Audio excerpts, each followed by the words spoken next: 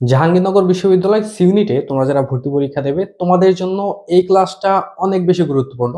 এই ক্লাসে আমি তোমাদের যেগুলো পড়িয়ে দেবো এইগুলো তুমি যদি ভালো করে নিজের মতো করে পড়ে নিতে পারো, এইখান থেকেই তুমি 3 থেকে 4টা পর্যন্ত প্রশ্ন কমন পেতে পারো। ঠিক আছে, তো এই প্রশ্নগুলা তুমি দুইটা সাবজেক্টে কমন পাবে, একটা হচ্ছে জিকের মধ্যে আর একটা হলো বাংলার মধ্যে। হ্যাঁ, তো আমি আজকে তোমাদের হচ্ছে বাংলা সাহিত্যের A to Z সবকিছুই পড়াবো। তো এটার উপরে আমাদের দুইটা পার্ট লাগতে পারে, যেহেতু অনেক বড় সিলেবাস। এখান থেকে তোমাদের জিকের মধ্যে তুলনামূলক সাহিত্য সংস্কৃতি এই অংশটা ক্লিয়ার হয়ে যাবে, এবং তোমাদের বাংলা যে সাহিত্য অংশ আছে যেখানে তোমাদের বাংলা থেকে প্রশ্ন হয় ওইখানেও তুমি এখান থেকে ভালো অপরচুনিটি পাবে। ঠিক আছে, যাই হোক, এখন আমি তোমাদের পড়ায় যাচ্ছি। তো এখানে আমি তোমাদের যেগুলো মার্ক করে দেব ওই মার্ক করা অংশগুলো তুমি বেশি করে হাইলাইট করবে, এবং আমাদের এই লেকচারের মধ্যে তোমাদের যত কিছু দেখানো হবে প্রত্যেকটা জিনিসই তোমার জন্য গুরুত্বপূর্ণ। তো তার জন্য তুমি অবশ্যই তোমরা স্ক্রিনশট করে রাখবা। আমি তোমাদের স্ক্রিনশট করার জন্য স্পেস দেবো, তোমরা স্ক্রিনশট করে এগুলো তুমি মনে রাখবা। ঠিক আছে, তো একদম শুরু থেকে শুরু করি। যেমন তুমি দেখো, ডক্টর মোহাম্মদ শহীদুল্লাহর মতে বাংলা ভাষার উৎপত্তি খ্রিস্টীয় 7ম শতকে। তোমাদের প্রায়শই এরকম প্রশ্ন আসে যে বাংলা যে ভাষা, বাংলা ভাষার উৎপত্তি হয়েছে কত সালে। হ্যাঁ, ডক্টর মোহাম্মদ শহীদুল্লাহর মধ্যে বাংলা ভাষার উৎপত্তি কত সালে বা কত শতকে, এরকম করে কিন্তু প্রশ্ন হতে পারে। ঠিক আছে, তো এটা খুব ভালো করে মনে রেখো। তারপরে ডক্টর সুনীতি কুমার চট্টোপাধ্যায়ের মতে বাংলা ভাষার যে উৎপত্তিকাল এটা হচ্ছে 10ম শতকে। তোমাদের এই দুইটা প্রশ্ন খুব বেশি ইম্পর্টেন্ট। এমন হতে পারে জাস্ট উপরে যে দুইটা প্রশ্ন দেখালাম এখান থেকে তোমাদের প্রশ্ন কমন চলে আসছে, এরকম হতে পারে। তো এটা ভালো করে মনে রেখো যে ডক্টর মোহাম্মদ শহীদুল্লাহর মতে 7ম শতক এবং সুনীতি কুমারের মতে 10ম শতক, খুবই ইম্পর্টেন্ট। তারপরে দেখো, পরের যে প্রশ্নটা আছে, স্যার জর্জ গিয়ারসন ও ডক্টর সুনীতি কুমারের মতে মাগধী প্রাকৃতি বিকৃত রূপ থেকে মাগধী অপভ্রংশ থেকে বাংলা ভাষার জন্ম। জাস্ট এইটুকু মনে রেখো যে সুনীতি কুমারের মতে বা জর্জ গিয়ারসনের মতে বাংলা ভাষার যে উৎপত্তি বা জন্ম এটা হচ্ছে মাগধী অপভ্রংশ থেকে। এই অংশটা খুব ভালো করে মনে রেখো, এটা তোমার জন্য খুব বেশি ইম্পর্টেন্ট। আবার ডক্টর মোহাম্মদ শহীদুল্লাহ কি বলেছে দেখো, এই ডক্টর মোহাম্মদ শহীদুল্লাহ বলেছে যে গৌড়ীয় প্রাকৃত অপভ্রংশ থেকে বা গৌড়ীয় অপভ্রংশ থেকে হচ্ছে এই বাংলা ভাষার জন্ম। এখানে আমি তোমাদের যে 4টা প্রশ্ন দেখালাম, আমার মনে হচ্ছে যে এখানে এই 4টা প্রশ্ন থেকেই তুমি একটা প্রশ্ন কমন পেয়ে যেতে পারো। খুবই খুবই খুবই ইম্পর্টেন্ট। ঠিক আছে, এখন আমি তোমাদের যেগুলো দেখাবো এগুলো একটু দেখো। যেমন বাংলা সাহিত্যের ইতিহাস বিষয়ক যে গ্রন্থাবলী গুলো আছে এখান থেকে তোমাদের প্রশ্ন হয়। তো এটা একটু ভালো করে দেখে নাও, আমি এখানে তোমাদের যেগুলো মার্ক করে দিচ্ছি এগুলো তোমার জন্য বেশি ইম্পর্টেন্ট। ঠিক আছে, যেমন 2 নাম্বারটা দেখো, বাংলা সাহিত্যের কথা। এটা একটু ভালো করে মনে রেখো, এখান থেকে তোমাদের প্রশ্ন হতে পারে। তারপরে তোমাদের দেখতে হবে হচ্ছে বাংলা সাহিত্যের যে ইতিবৃত্ত আছে এটা একটু ভালো করে দেখে নিও, এখান থেকে প্রশ্ন হতে পারে। লোক সাহিত্য এটা একটু ভালো করে দেখবা। তারপর হচ্ছে বঙ্গভাষা ও সাহিত্য, এটাও দেখে নিও। মোট কথা হচ্ছে সবই গুরুত্বপূর্ণ, তবে আমি তোমাদের যেগুলো দেখাচ্ছি ওইগুলো তোমার জন্য বেশি ইম্পর্টেন্ট। তারপরে এই যে এটা একটু ভালো করে দেখে নিও, 13 নাম্বারটা, এগুলো একটু ভালো করে দেখে নিও। তো এর বাইরে তোমাদের দেখতে হবে হচ্ছে এই যে বাংলা সাহিত্যের যে ইতিহাস এটা একটু দেখে নিও, সুকুমার সেন। হ্যাঁ, তো এর বাইরে তোমাদের দেখতে হবে হচ্ছে এই যে বাঙালির ইতিহাস 15 নাম্বার যেটা আছে, এটা খুব খুব খুব ইম্পর্টেন্ট, ভালো করে মনে রেখো। ঠিক আছে, তো এর বাইরে তোমাদের দেখতে হবে যেমন হচ্ছে লাল নের দীপাবলি, এখান থেকে তোমাদের প্রশ্ন হতে পারে।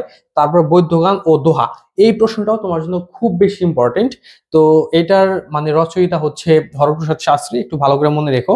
তারপরে হচ্ছে আধুনিক বাংলা সাহিত্য, এটা একটু ভালো করে মনে রেখো। হ্যাঁ, তো আমি তোমাদের যেগুলো বলে দিলাম ওইগুলো একটু ভালো করে দেখবা। এখন বাংলা সাহিত্যের যে বিভিন্ন যুগ আছে, আমরা জানি যে বাংলা সাহিত্য হচ্ছে মূলত 3টা যুগে বিভক্ত, প্রাচীন, মধ্যযুগ এবং আধুনিক। হ্যাঁ, তো এইখান থেকেও কিন্তু তোমাদের প্রশ্ন হয়। তো আমি তোমাদের দেখাই দিচ্ছি কোন জায়গা থেকে তোমাদের প্রশ্ন হতে পারে।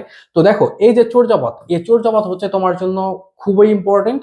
এখান থেকে তোমাদের প্রায়শই প্রশ্ন আসে। তোমাদের প্রশ্ন হতে পারে যে বাংলা সাহিত্যের আদি নিদর্শন কোনটা। হ্যাঁ, চর্যাপদ। তো এটা একটু ভালো করে মনে রেখো।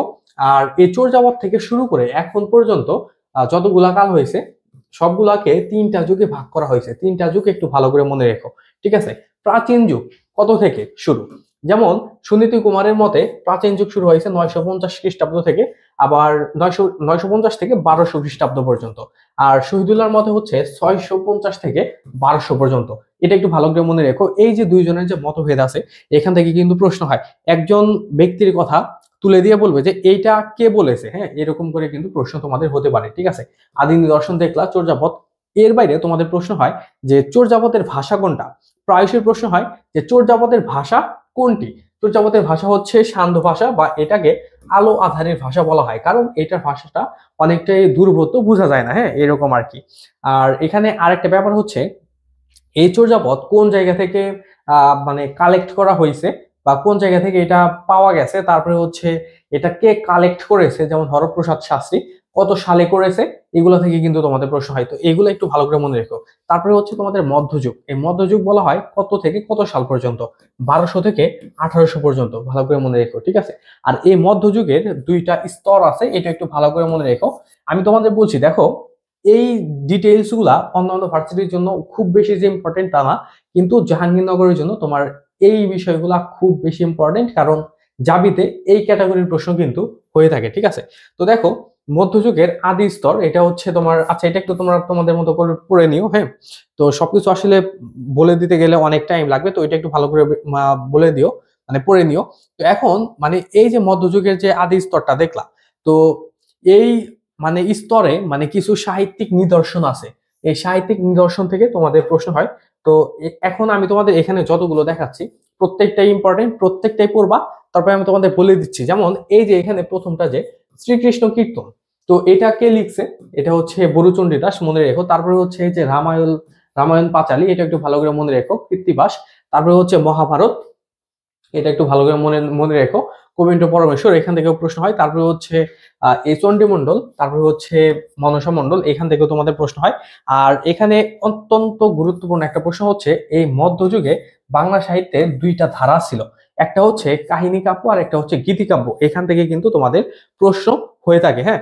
আমি এখানে যতগুলা তোমাদের মার্ক করে দিলাম প্রত্যেকটাই তোমাদের জন্য খুব বেশি ইম্পর্টেন্ট, ভালো করে পড়ে নেবা। তো এর বাইরে তোমাদের দেখতে হবে হচ্ছে এই যে বৈষ্ণব পদাবলী, এখান থেকে তোমাদের প্রায়শই প্রশ্ন হয়, তো এটাও একটু ভালো করে দেখে নিবা। এই বৈষ্ণব পদাবলী এটা আসলে কি? এটা হচ্ছে আমাদের বাংলা ভাষা যেমন আছে, মৈথিলি ভাষাও আছে। তো এই দুইটা ভাষার সংমিশ্রণে ব্রুজবুলি ভাষা হয়েছে, হ্যাঁ।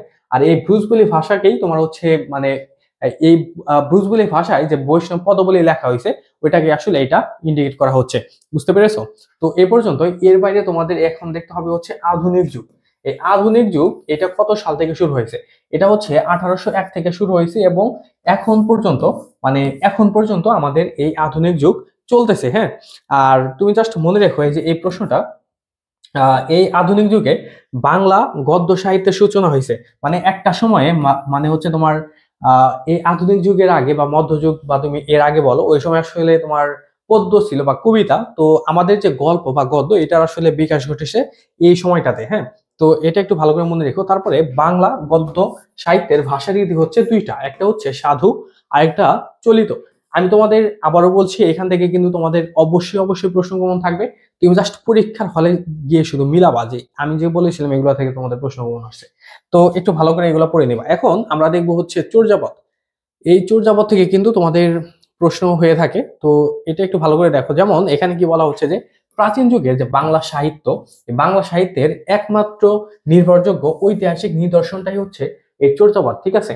তো এর বাইরে তোমরা দেখো, যেমন হচ্ছে 1882 সালে প্রকাশিত হয় রাজা রাজেন্দ্রলাল মিত্র রচিত সংস্কৃত বুদ্ধিস্ট লিটারেচার ইন নেপাল গ্রন্থটি।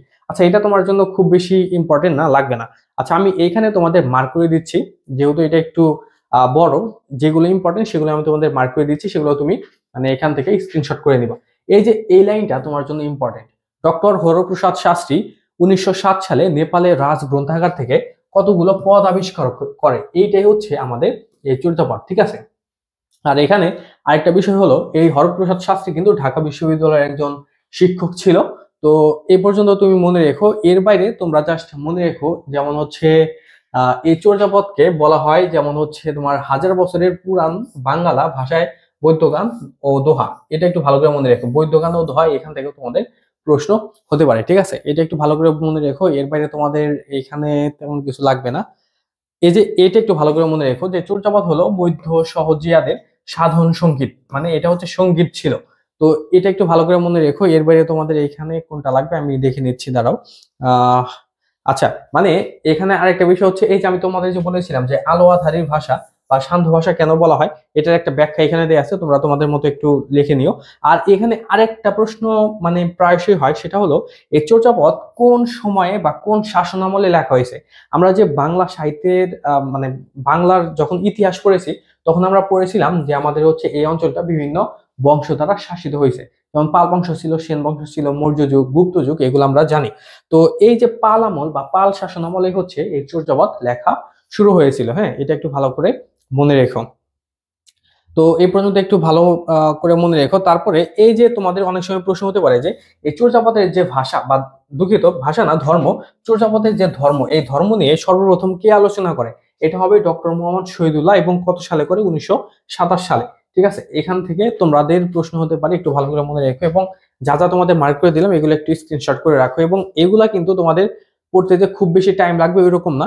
তো এগুলো তোমরা একটু ভালো করে মানে পড়ে নিবা আর কি। হ্যাঁ, তো এর বাইরে তোমাদের প্রশ্ন হতে পারে যে এই চর্যাপদ হচ্ছে কোন ছন্দে রচিত। হ্যাঁ, তো এটা হচ্ছে পয়ার ও ত্রিপদী, এই ছন্দে হচ্ছে এই চর্যাপদ রচিত, এটা একটু ভালো করে মনে রেখো।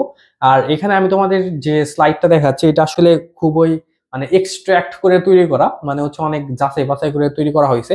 তো এই কারণে তোমাদের জন্য এই জিনিসটা খুবই ইম্পর্টেন্ট।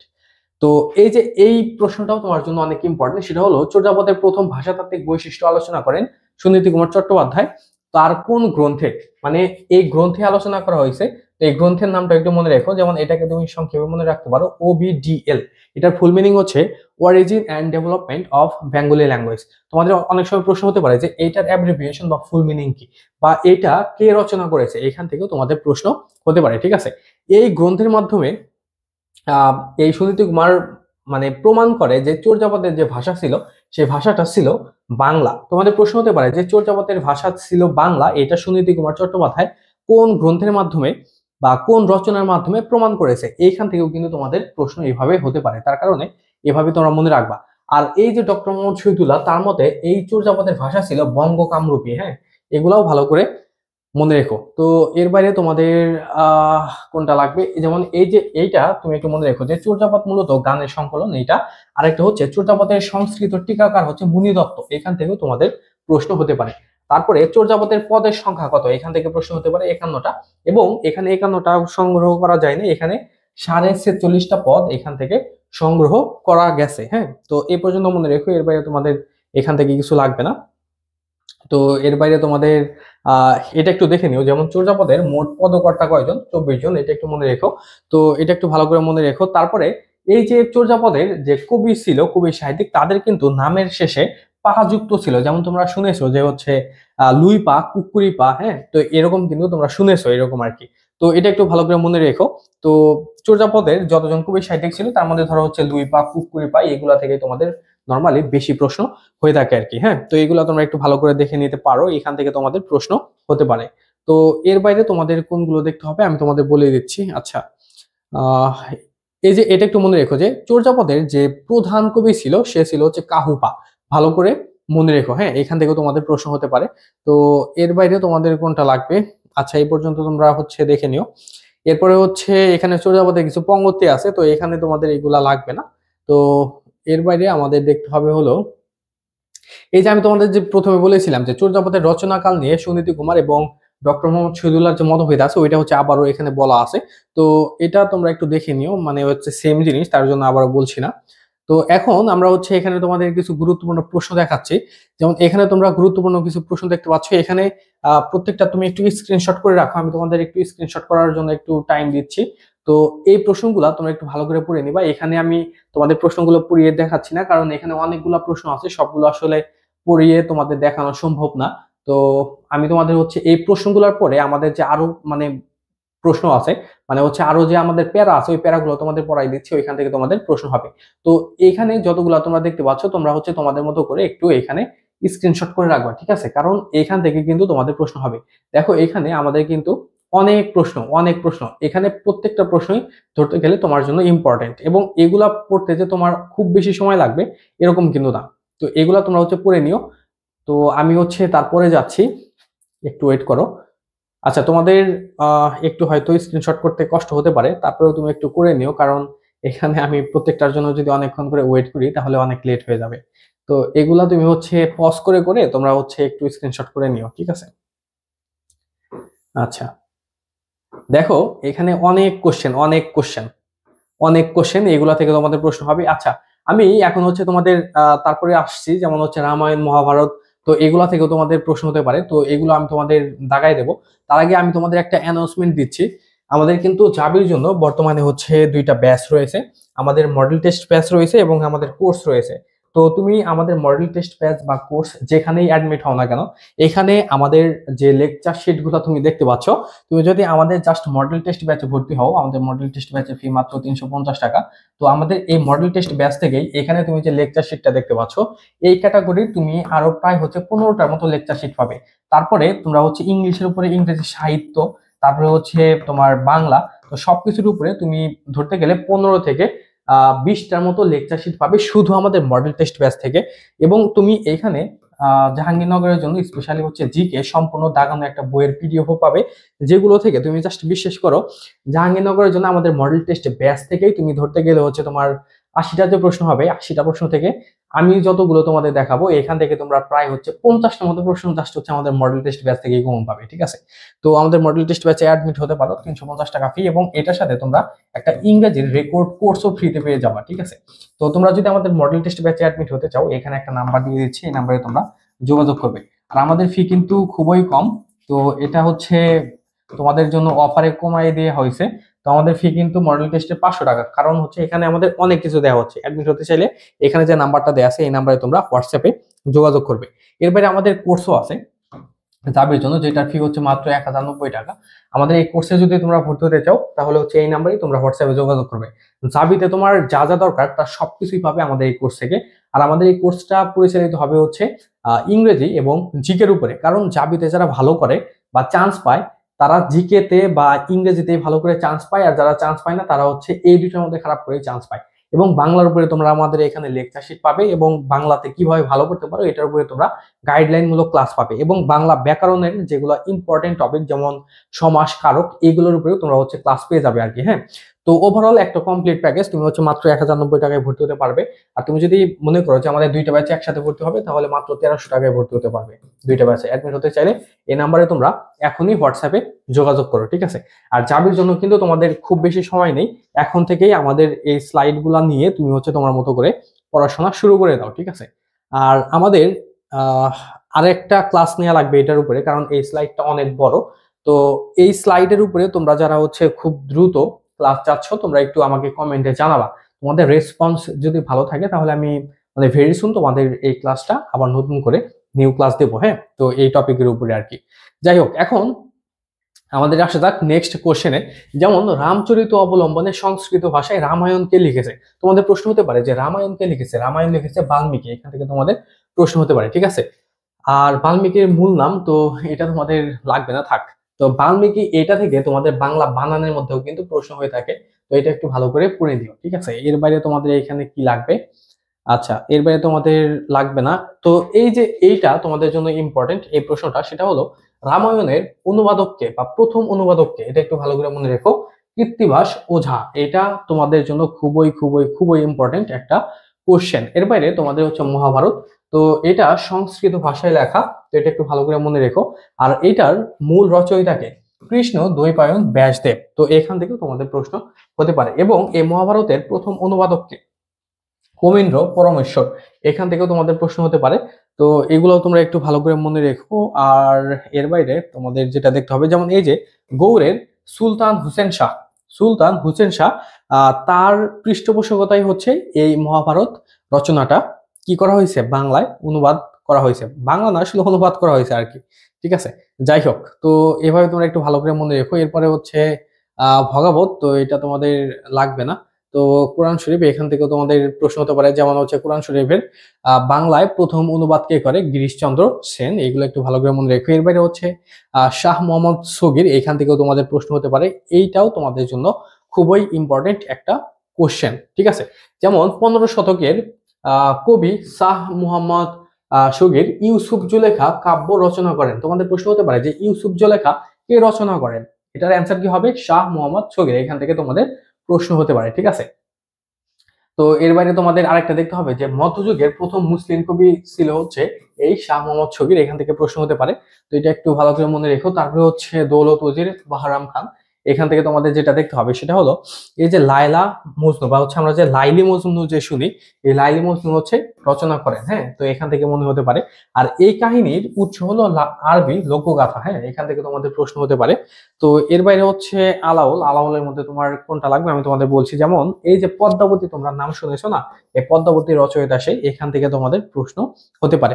জাস্ট এটার জন্য মানে আলাউল থেকে তুমি জাস্ট হচ্ছে পদ্মাবতীটা মনে রেখো, এখান থেকে তোমাদের কোশ্চেন হওয়ার সম্ভাবনা অনেক বেশি। এরপরে হচ্ছে তোমাদের কোনটা দেখতে হবে, আচ্ছা দাঁড়াও একটু, এই যে যেমন এই যে কুরেশি মাগন ঠাকুর, এখান থেকে প্রশ্ন হতে পারে। তো অনেক সময় প্রশ্ন হয় যে চন্দ্রাবতী থেকে, যে চন্দ্রাবতী কে রচনা করেন, এটার অ্যান্সার কি হবে, মাগন ঠাকুর। হ্যাঁ, তো এটা একটু ভালো করে মনে রেখো। তো এর বাইরে আমাদের যেগুলো দেখতে হবে সেটা হলো, আচ্ছা আমি একটু দেখে নেই, দাঁড়াও।